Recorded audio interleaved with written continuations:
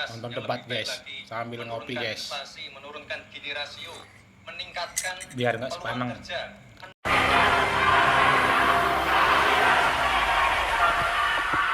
Baik, Bapak-bapak, cukup. Ini adalah segmen tanya jawab. Jawaban akan ditanggapi oleh calon wakil presiden penanya, dan selanjutnya akan direspon kembali oleh calon wakil presiden yang menjawab. Sebelumnya, kepada para calon wakil presiden, kami informasikan kembali untuk melakukan tanya jawab sesuai dengan tema debat pada malam hari ini, yakni pembangunan berkelanjutan dan lingkungan hidup, sumber daya alam dan energi, pangan, agraria, masyarakat adat, dan desa. Jika menggunakan singkatan atau terminologi, mohon diberikan penjelasannya agar pertanyaannya jelas dan dimengerti oleh calon wakil presiden lainnya. Kami informasikan juga untuk dalam penyampaiannya tetap berada di podium. Ya, dan pada segmen ini, kesempatan pertama akan kami berikan kepada calon wakil presiden nomor urut 1, Bapak Muhaimin Iskandar, untuk bertanya kepada calon wakil presiden nomor urut 2, Bapak Gibran Rakabuming Raka. Bapak Muhaimin, waktunya 1 menit dimulai saat Bapak berbicara. Silakan. Terima kasih. Pak Gibran, Indonesia ini terdiri dari berbagai bioregional, di mana kita harus betul-betul mengerti agar pembangunan kita tepat sasaran dan bisa tumbuh dengan baik. Pertanyaannya, bagaimana strategi bioregional itu agar keadilan iklim terjaga, keadilan sosial terwujud, keadilan ekologi terlaksana dengan baik, keadilan antar generasi juga terwujud, sekaligus keadilan sosial. Mohon dijelaskan. Waktunya masih ada 17 menit. Apakah akan dipergunakan 17 detik?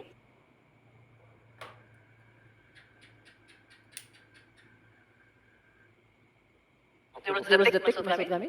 Cukup. Pak Muhaimin, baik. Kini kami persilakan calon wakil presiden nomor 2, Bapak Gibran Rakabuming Raka, untuk menjawab. Waktunya 2 menit dimulai saat Bapak berbicara. Silakan. Gus Muhaimin ini lucu ya.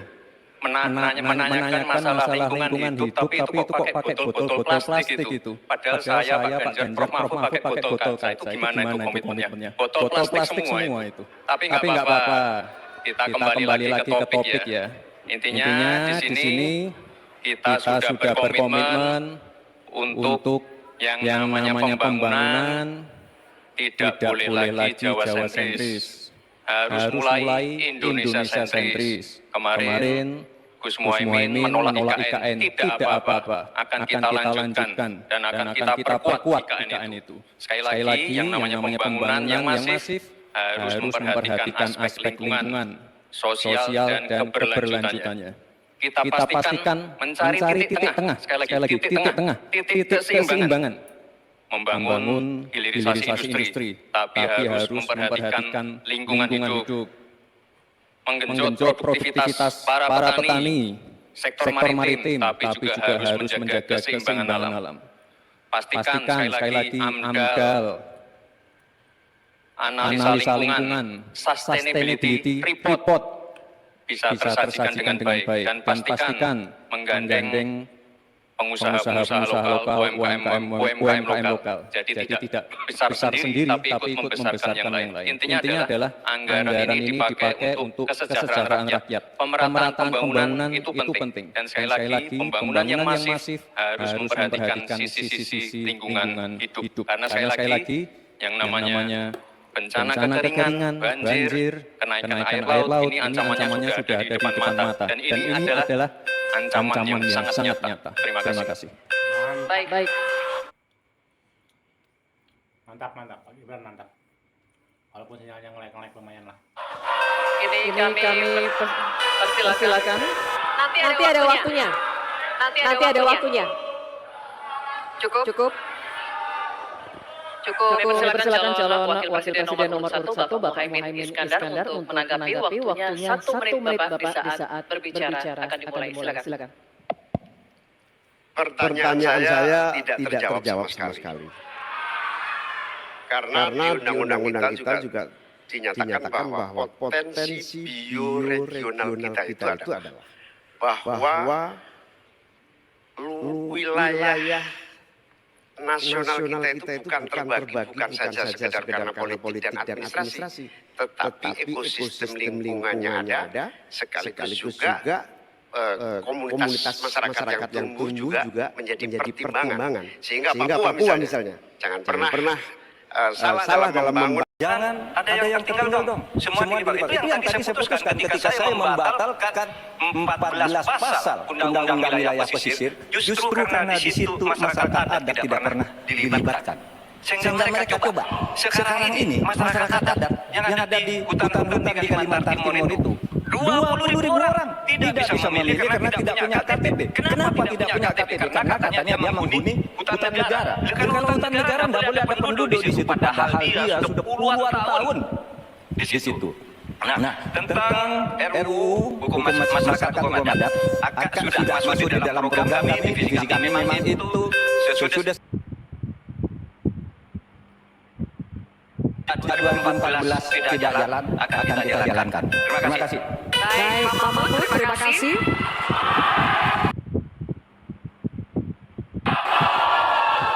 Oke, cukup. Cukup. Selanjutnya kita beralih ke pertanyaan untuk calon wakil presiden nomor urut 1 Bapak Muhaimin Iskandar.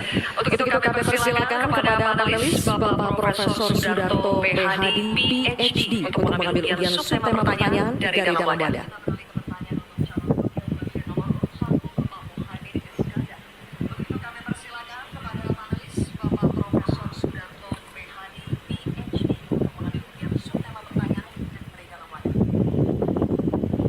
Mohon tunjukkan kepada Mojokerto. Di situ ada desa wisata nomor 1 se-Indonesia. Kemarin dapat penghargaan dari Pak Sandiaga Uno. Intinya adalah ini adalah desa wisata dibangun dengan crowdfunding. Jadi masyarakat desa punya saham di destinasi wisata tadi. Jadi ini salah satu contoh yang baik cara bagaimana agar masyarakat desa tidak meninggalkan desa atau mencari pekerjaan di kota. Kita bangun sense of belonging, kita ingin program-program yang sudah dijalankan di Mojokerto ini juga bisa dijalankan di desa-desa yang lain. Terima kasih.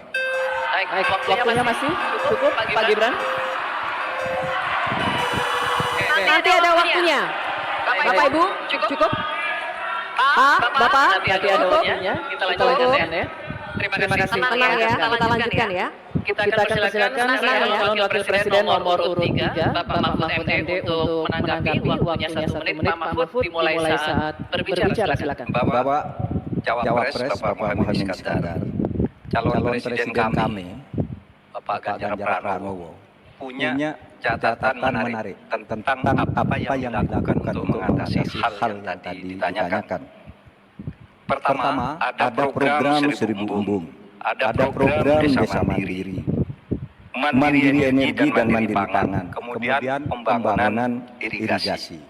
Lalu di daerah istimewa Yogyakarta ada satu daerah Panggung Harjo, Desa Panggung Harjo itu dikenal sangat maju, koperasinya jalan, irigasinya jalan, UMKM-nya jalan, dikelola oleh desa itu dengan baik.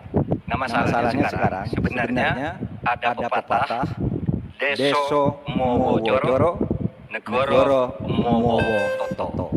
Ini yang di daerah lain tidak jalan. Negara terlalu intervensi ke desa dalam soal-soal administratif. Terima kasih. Terima kasih Pak Mahfud. Kini kita akan kembali ke calon wakil presiden. Kita akan kembali ke calon wakil presiden nomor 1, Bapak Muhaimin Iskandar. Kami persilakan untuk merespon tanggapan dari Cawapres nomor 2 dan 3 yang telah diberikan. Waktunya 1 menit, Bapak. Silakan. Apa yang disampaikan Pak Gibran lebih dari upaya kita untuk menggerakkan ekonomi daerah sehingga tumbuhlah daya tarik. Yang lebih dari itu adalah desa ini harus terus diberi fasilitas insentif untuk lebih maju. Karena itu keinginan saya menambah anggaran desa minimal 5 miliar buat desa lebih maju itu betul-betul keinginan untuk mempercepat pertumbuhan ekonomi dan SDM di tingkat desa. Begitu juga yang disampaikan Pak Mahfud tadi bahwa kearifan masyarakat desa ini harus terus dijaga. seluruh tata kelola yang tumbuh dari kultur yang kuat ini harus dijaga betul, menjadi bahkan menjadi kekuatan daya tarik wisata, bisa menjadi juga ekonomi kreatif yang kita pasarkan ke berbagai daerah di tiap desa. Makanya sekarang tumbuh desa wisata di mana-mana, tumbuh ekonomi kreatif yang muncul dari desa. Baik, Bapak Muhaimin, waktu Anda habis. Terima kasih. Baik, oke. Selanjutnya kita beralih ke pertanyaan untuk calon wakil presiden nomor 2, Bapak Gibran Raka Buming Raka. Untuk itu kami persilakan kepada panelis Bapak Insinyur Tubagus Furkon Sofhani, MA PhD, untuk mengambil undian subtema pertanyaan dari dalam wadah. Mohon diperlihatkan kepada hadirin dan juga kepada kami.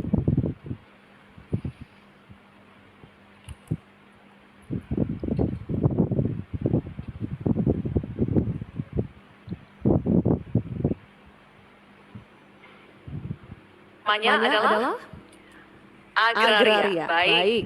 Terima kasih. Selanjutnya kami persilakan panelis Bapak Dr. Ari Sujito untuk mengambil undian daftar pertanyaan dari dalam wadah, Bapak.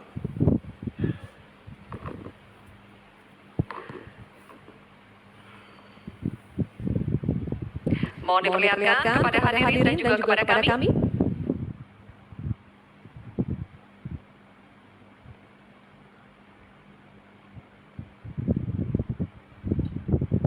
Huruf A. Oke. Subtema agraria. Undian daftar pertanyaan huruf A. Mengingatkan kembali bahwa pertanyaan hanya akan kami bacakan sekali. Oleh karena itu, mohon disimak dengan sesama. Pertanyaan untuk calon wakil presiden nomor 2, Bapak Gibran Raka Buming Raka. Undang-undang pokok agraria mengamanatkan reforma agraria bertujuan merombak ketimpangan penguasaan tanah, menyelesaikan konflik agraria, dan mengatasi kemiskinan. Namun, hingga saat ini reforma agraria belum berhasil diwujudkan. Pertanyaannya, bagaimana strategi paslon untuk mengembalikan tujuan reforma agraria sesuai amanat konstitusi? Waktu Bapak 2 menit mulai ketika Anda berbicara. Silakan. Baik, terima kasih. Untuk program reforma agraria ini akan kami kuatkan dan kami sempurnakan. Sekarang sudah ada program PTSL. Sudah berhasil membagikan sekitar 110 juta sertifikat. Dulu, sebelum ada program ini, hanya bisa menghasilkan dan membagikan 500.000 sertifikat. Bayangkan itu butuh berapa tahun untuk menyelesaikan masalah. Lalu, sekarang juga sudah ada program redistribusi tanah.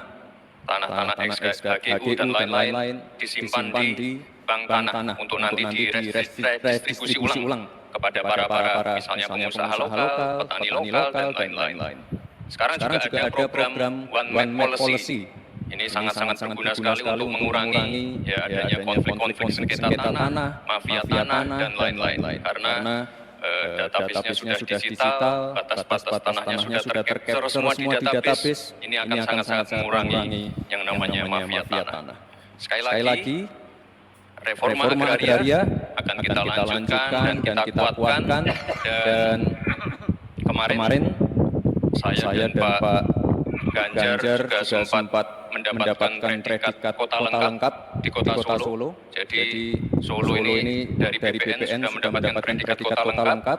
Garis-garis batas tanah-tanah wilayahnya sudah tercapture semua, sehingga nanti akan mengurangi sekali lagi konflik tanah, mafia tanah, karena semuanya sudah tercapture secara digital di database-nya BPN. Kuncinya di sini adalah digitalisasi. Dan tadi apa kota lengkap, One Map Policy ini sangat penting sekali untuk kita bagaimana nanti menyelesaikan konflik-konflik agraria ke depan. Terima kasih. Terima kasih Pak Gibran. Oke. Ditahan dulu, nanti akan ada waktu. Nanti ada waktunya. Bapak Ibu, ada waktu dulu. Cukup ya? Bisa kita lanjut dulu ya. Baik. Ini kami persilakan calon wakil presiden nomor 3, Bapak Mahfud MD, untuk menanggapi Bapak waktunya 1 menit mulai dari saat ini. Terima kasih moderator. Jadi kalau melihat ketimpangan penguasaan tanah itu memang coba lihat bisnis sawit itu 39 hektar. Sementara hanya segelintir orang bisnis sawit. Sementara para petani kita Sebanyak 17 juta orang itu kalau dirata-ratakan itu hanya menguasai setengah hektar. Itulah sebabnya dulu ada reforma agraria yang ditugaskan kepada Presiden untuk segera dilakukan reforma. Reforma agraria itu ada dua. Satu ada tiga. Satu legalisasi, yang kedua redistribusi, lalu yang ketiga pengembalian klaim hak atas tanah. Nah ini yang sekarang belum satu pun ada sertifikat untuk redistribusi. Yang ada itu baru legalisasi, yaitu orang sudah punya lalu diberi sertifikatnya di situ. Yang lain belum dapat redistribusinya. Terima kasih. Waktunya habis Pak Mahfud. Kini kami akan lanjutkan untuk calon wakil presiden nomor 1 Bapak Muhaimin Iskandar memberikan tanggapan waktunya 1 menit dimulai saat berbicara. Silakan. Pak Gibran harus tahu persis ya bahwa redistribusi lahan ini bukan tidak sama dengan sertifikasi.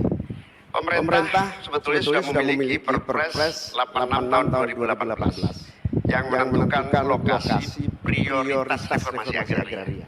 Sehingga sebetulnya sederhana, laksanakan itu dengan sungguh-sungguh, maka akan terdistribusi hak-hak tanah. Kalau tadi ada pernyataan soal konstitusi, prinsip dasar distribusi tanah itu memang melekat dalam konstitusi kita bahwa seluruh kekayaan negara ini punya negara, dan tugas adanya pemerintah itu adalah membagi aset tanah ini dalam reforma agraria, sehingga sertifikat yang menjadi agenda itu sama sekali tidak masuk dalam redistribusi aset lahan, sehingga kita harus berubah, kita tunjukkan bahwa terjadi distribusi lahan untuk petani semakin sejahtera. Baik. Waktunya habis. Cukup ya. Cukup. Nanti ada waktunya. Kita lanjut dulu ya. Kita akan kembali ke calon wakil presiden nomor 2, Bapak Gibran Rakabuming Raka, untuk merespon tanggapan dari cawapres nomor 3 dan 1. Waktunya 1 menit. Silakan. Baik, terima kasih Gus Muhaimin dan Prof Mahfud. Tentunya untuk mengakselerasi proses redistribusi tanah, ini kan sudah ada MOU antara Mahkamah Agung dengan Kementerian ATR.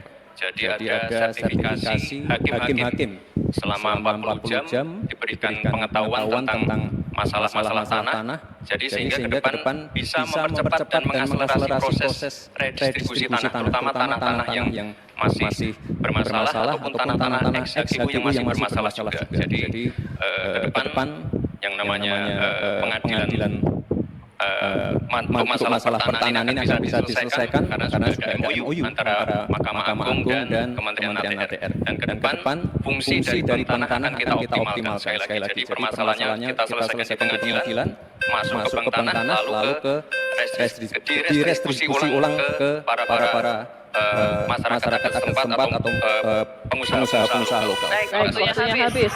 Saatnya kita berikan apresiasi, silakan untuk ketiga calon wakil presiden kita.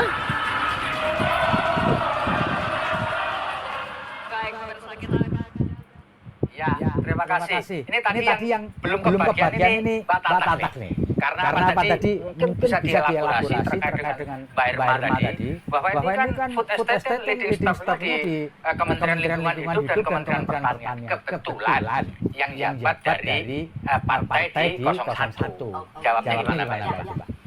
Ya, jadi